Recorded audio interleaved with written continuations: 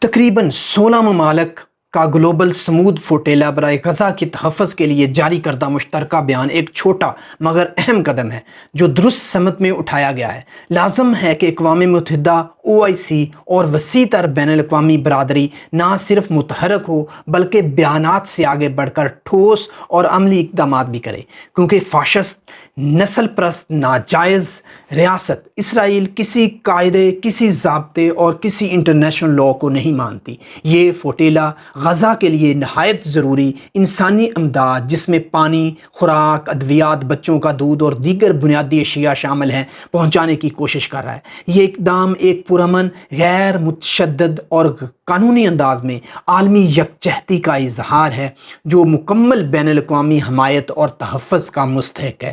غزہ پہنچ کر رہیں گے اور انٹرنیشنل سمود فوٹیلا کے تمام ارکان کی حفاظت فرمائیں۔ آمین۔